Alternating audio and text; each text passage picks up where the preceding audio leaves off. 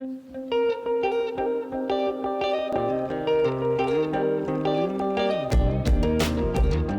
back to the Bible in Context. Where context is king and the original author's intent drives our interpretation. Yep.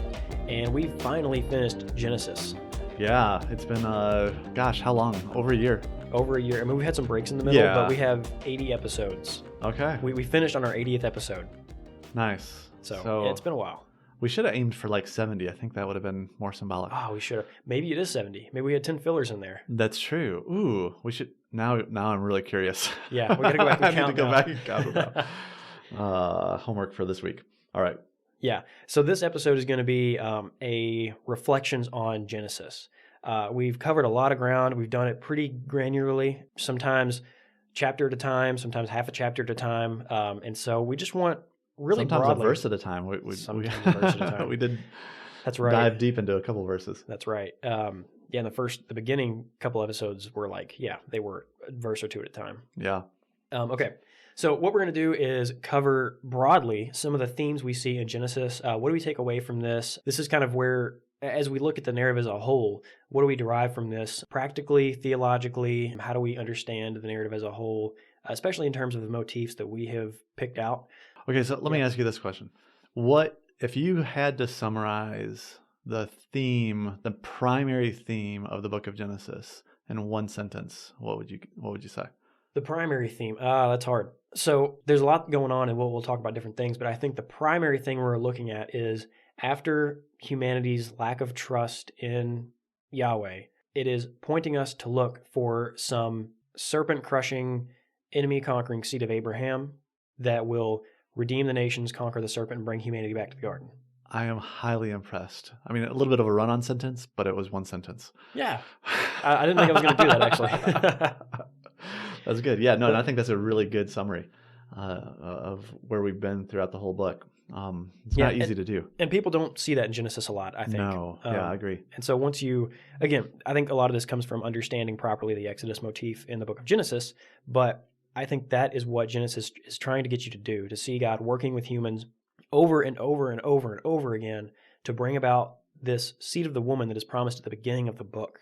And we see a picture of throughout, and especially at the end of the book, that pushes us forward into the rest of the Torah, into the story of Israel, into the history of God's attempt to turn Israel into that nation that is supposed to be that seed of the woman collectively, and then they fail and we need Jesus. Right. Yeah, I mean, it sets up the rest of the Bible. Yeah. And it helps. If you don't have Genesis, you really have a hard time understanding the rest of the Bible, I think. Right. Which we try to, and we fall flat. We absolutely fall flat when we don't know and don't understand Genesis. Yeah, and so, I mean, hopefully you've listened to a lot of what we said, but if you're new, we can't read Genesis as a history book, as hey, here's the literal creation account, and then just the random spattered facts from, Abraham, Isaac, and Jacob, and Joseph.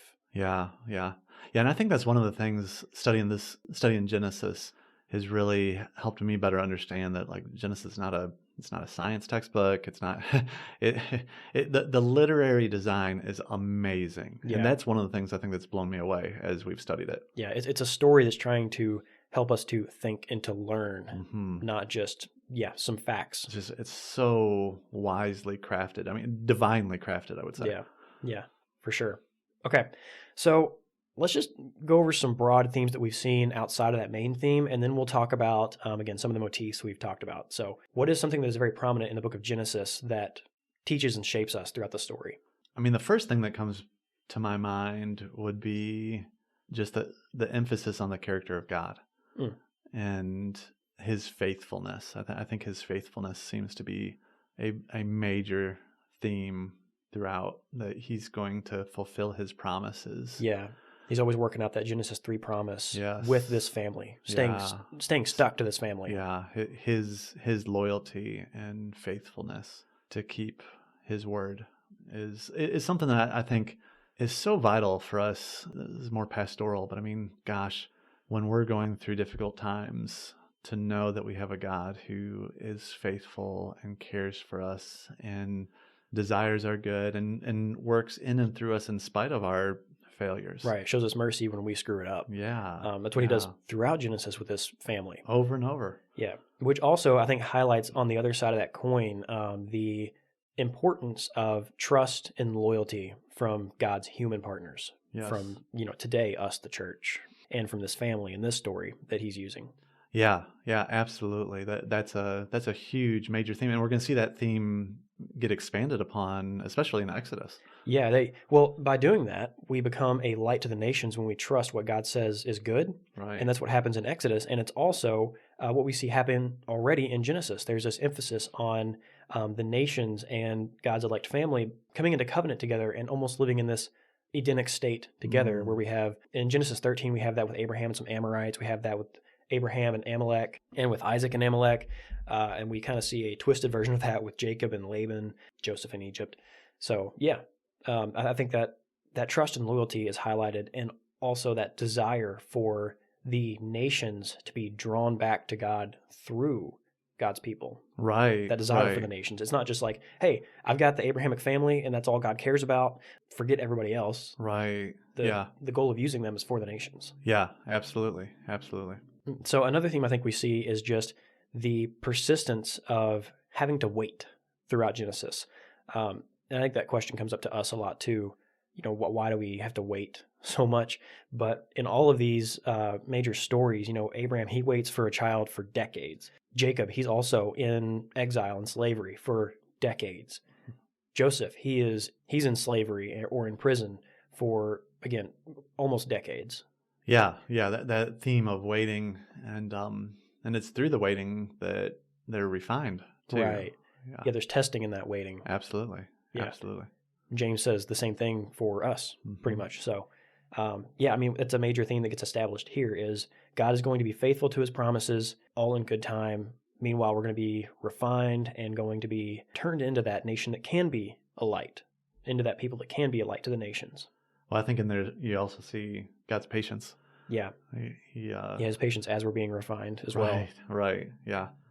He meets us where we're at and slowly moves us where he wants us to be. Right, which links back again to his faithfulness. So, since this is a narrative, it's a story, all of these, we're not able to just lay out, I think, here's a set of propositions from Genesis that we can derive our theological system from. Right. But it's all connected because it's all part of these different aspects of characters in a story. Yeah, absolutely. Yeah. And that's how, we're wired to remember stories better. Well, we have this tendency to, if we have a list of propositions that we need to believe, and that's it, and that's all what Christianity is, we have a tendency to take those and plug them into our story we have created for ourselves. Right. By reading and fully understanding the story in its literary and historical context, we are able then to put ourselves into God's story. Yes. Rather than putting God into our story. Absolutely. That's a real good point. So a couple more things here, just to call out that I think we see throughout, which is really cool, is the two powers in heaven thing. We see this character, the word of Yahweh, this man that seems to be Yahweh. These times that it seems like Yahweh is speaking from heaven, and also there's a being that is speaking as Yahweh in front of Abraham. And so there's this being who seems to be Yahweh, but also distinct from Yahweh. Right. Which that's going to become important later, right? Right. Yeah. In the beginning was the Word, and the Word was God, and the Word was with God. So yeah. The angel of the Lord. He pops up all over the place in Genesis, and we'll see him even more in Exodus. And so that idea of two powers, which is a Jewish, originated as a Jewish thought. Oh yeah, this was pointed out before the New Testament was even written. This was an idea. That's clear enough because it's in the New Testament. But yeah, it's not like all of a sudden Jesus comes on the scene and now there's the Trinity all of a sudden or whatever. It's like, have you read Genesis? Right. Have you read your Old Testament? This is a very old idea. It's not like Jesus came on the scene and created a new religion. Right. He was continuity of God's previous promises and character and being and all this other stuff. Absolutely. And with that, we see, I think, somewhat of an explanation for other religions and spirits and things like that. And we'll talk about this more on our future episode. But we see, the Tower of Babel, like God has created all these other Elohim, all these other spirits, and he put them over the nations to be good guardians for them until God redeems them all. They were not. We see that in Psalm 89, 87. Mm-hmm. Yep. 89. And so we just get, again, another basis for how we see our reality. We see our fall. We see the intermingling between our fall and spiritual beings' falls, or helping us to fall, strengthening our ability to fall. And so there's just this working together of our own failures and faults and things that we can't see going on too. Right. And so do you want to talk a little bit more about the Exodus motif that we see through Genesis? So we see that, again, nearly 20 times happening throughout Genesis. Either go back and listen to the episodes or buy them a book. Through the Waters. In the conclusion, I've got them all listed out there and explained individually. So yeah, but let's just give a broad overview of what do we see in the Exodus motif? Why is it there? Why is it used? Again, I think that the book of Genesis is preparing us for the way that God is going to redeem his people, because that's the plan from the very beginning of the book. And it gives us a pattern for how he's going to do that, so that we see him consistently doing it. Yeah. So in that, I think, again, we see God's faithfulness and consistency. It also leads us to the Exodus in the book of Exodus, of Israel coming out of Egypt, and helps us to see that as all the more a paradigmatic salvation of God that we can then project into the future and see how he's going to rescue his people in the future. Yeah, the ultimate Exodus through Christ. Right. And I think, too, just academically, it helps us see there's all these elements of the Exodus motif in Genesis. And so we see those happen again in the book of Exodus. And so now we have a larger set of themes and key phrases, key words, key narrative elements that if they pop up in later scripture, oh, that's the Exodus motif. Right. You know, just like we see in Genesis, once the motif is established well, it can take a smaller piece of the motif to activate that narrative pattern. And so, again, it may help us see God's action and salvation in later scripture more clearly. Right. So, absolutely. Yeah, I mean, go check out Echoes of Exodus. That's a good one. Or Reverberations of the Exodus by Michael Fox. Those are both great books. They don't, I wrote this book after those were written, so they don't incorporate what's going on in Genesis. I'm the first one that's kind of done that.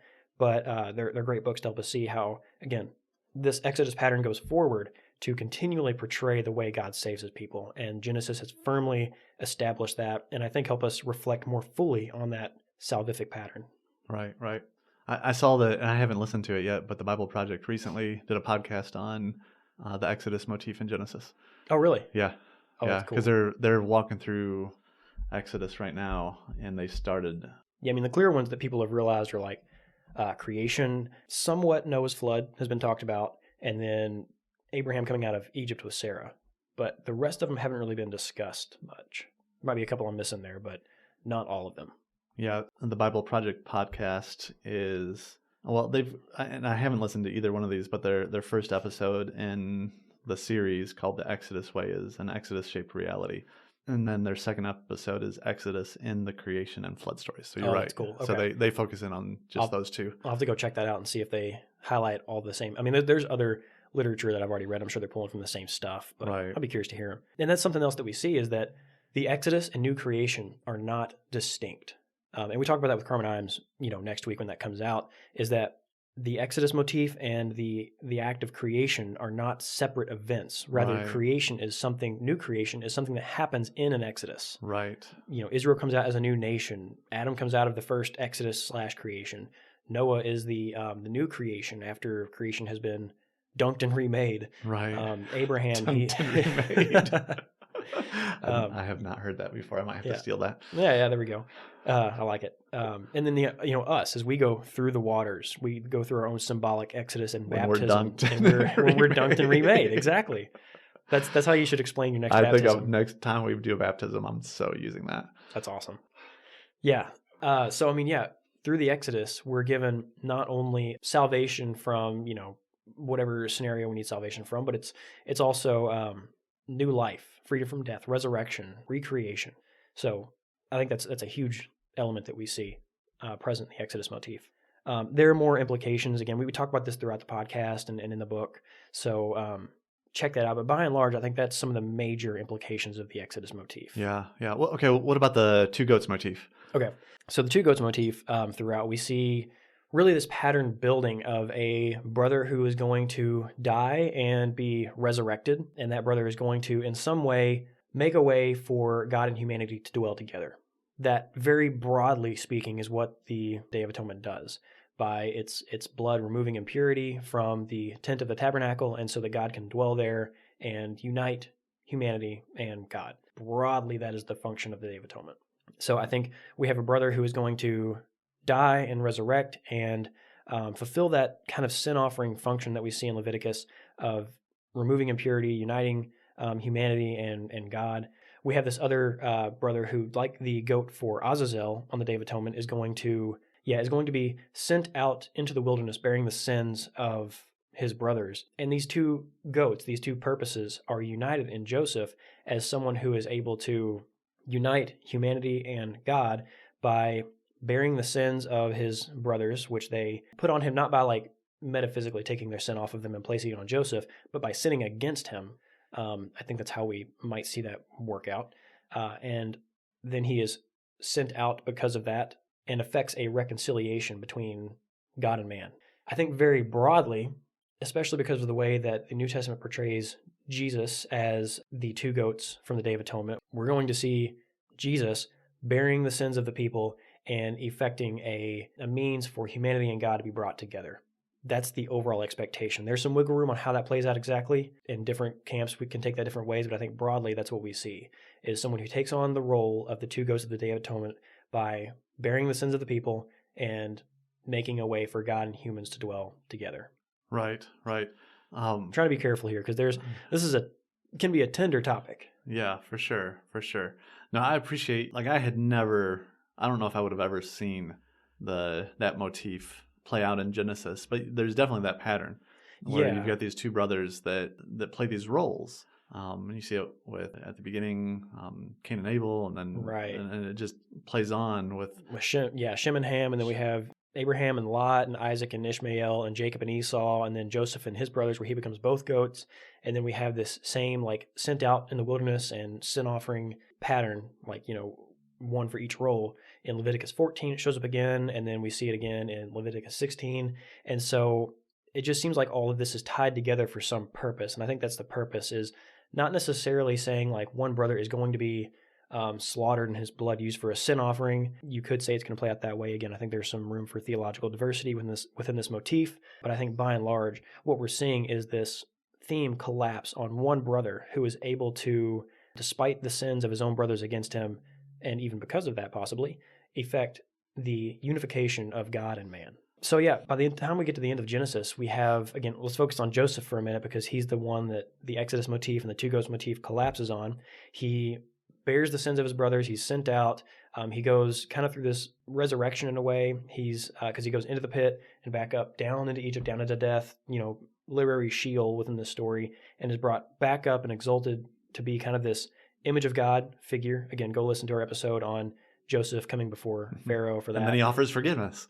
Right. He offers forgiveness to his brothers. He offers salvation and life to the land. Yeah. He gives a possession to the family, the chosen family. He is also associated with that sin offering goat as well. So again, go listen to our episodes on his story. So all of this collapses on this one who's been through death, tested, proven right, exalted back up to be high priest, to be king, to be this new Adamic figure, just like Adam was in the garden. And so that's where really a lot of the themes come to a climax in the book of Genesis. This tested and proven one who's gone through an Exodus, been through death and resurrected, who's unifying the family, who's forgiving, who's testing his people, and providing salvation to the nations. Right. Do we want to talk about Judah at all? Go listen to chapter 49. Okay. Yeah. Yeah. All right, well, there's a lot more we could talk about. It's hard to narrow down what all to talk about, but I think we hit some, maybe at least enough things to give some food for thought and for your own study and future reflection. If there's any questions, by all means, send them in, put them on our Facebook page, comment on this thing, whatever you're listening to this podcast on, and if we get enough of them, we'll maybe answer them sometime. If not, we'll email you back or whatever. So, but yeah, we are done with Genesis.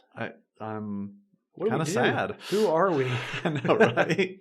We've been walking through it. Now, I've still got a few more sermons on Sunday mornings to preach through Genesis. So my world's still going to revolve around this book for a little while longer. But yeah, it's a big day. Yeah, we're still going through it on our Sunday sermons. But as far as the podcast, get to turn over to something new.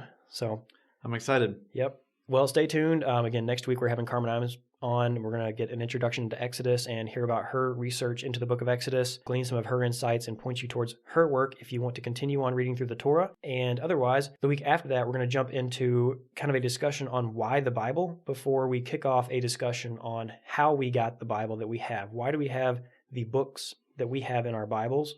And I know, depending on whether you're Catholic or Orthodox or Protestant or Ethiopian, you got some different books in your Bible. We're going to talk about that and come to, I think, a constructive decision on the books in our Bible that'll be helpful to all of the different traditions within Christianity.